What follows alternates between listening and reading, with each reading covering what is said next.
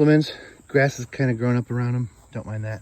This is called a box blade, and basically there's these tines that go into the ground, and I can raise or lower those tines. And there's a blade on the back, just like a regular like road grader blade or something like that. But it's got these sidewalls here. And what a box blade is for is as you put it down on a surface and accumulate material in it, like you're plowing dirt and stuff, the only place for the dirt to go is down. It can't go off the sides of the blade because of those side pieces. So it's really good for filling in holes and stuff, and evening out like kind of small hills, or evening out holes and things like that. I use it on my driveway when it gets too bumpy. So that's what that one's for. These are the pallet forks. They go on the front in place of the bucket.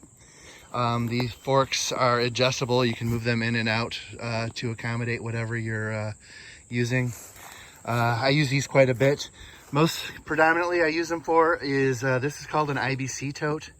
It's a big liquid container, and I took the white container out and just use the cage of it to store firewood. So you can see over there, I've got a whole bunch like that. So it's really useful for moving firewood around. But pallet forks you'll probably use a lot. It lets you move a lot of things. You can move trees and stuff with it more easily because you just get under the tree and move it and stuff like that. This is just a rear blade. This is what I use to plow snow. And one modification I did to it is the blade at the bottom I took off. This is a metal blade that's under there usually. I took that metal blade off and replaced it with horse stall mat from Tractor Supply. Just a 6-inch section of it I cut down, and it acts like a squeegee on the driveway instead of a metal blade scraping up your driveway.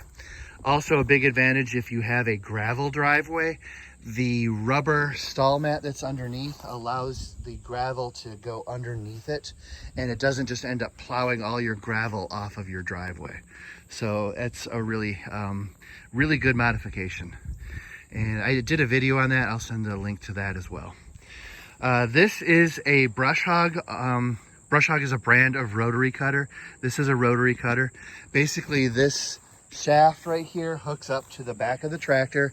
There's a kind of a spindle on the back of the tractor that the engine spins, and it forces this to spin, which goes through that kind of orange thing there, and it causes the rotors underneath to spin. This one's a medium duty one, so it can actually handle small saplings up to like 3 inches in diameter. It's really cool, really fun thing to have. I've used this thing quite a bit. It's actually pretty banged up right now because I've used it so much. This is a subsoiler. It's laying on its back, but the 3-point hitch hooks up like right there, so it stands vertically. And this tine right here goes into the ground. So you raise and lower it to the depth that you need. And then as you move along on the tractor, this tine digs into the ground and kind of creates a single row of loose dirt.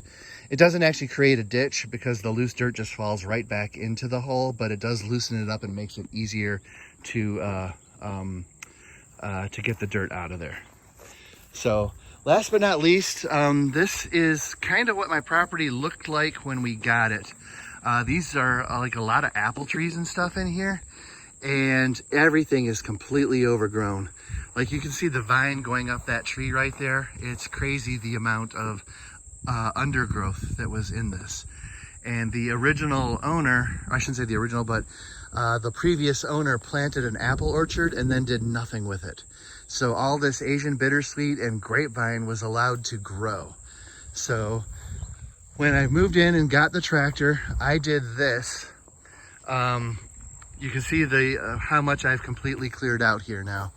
And all of this is apple orchard. The original trees are still here that she had planted. They're big now. Nothing I can do about that.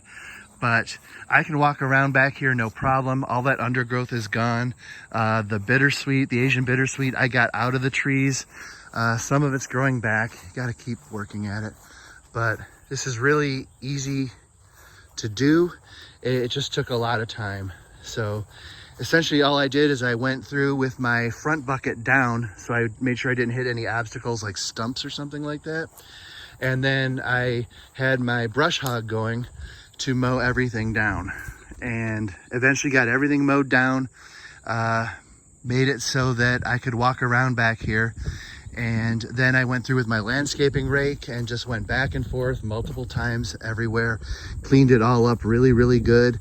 And this grass is just field grass, nothing special. I didn't plant anything, but it eventually grew in here. So right now I've got this apple orchard in my backyard, and you can kind of see where I'm at. That's my house with the porch, and then all the way back there. And this is my backyard with this apple orchard and stuff. So this is what I've managed to do so far, and still got more to do in the front yard, but that's that.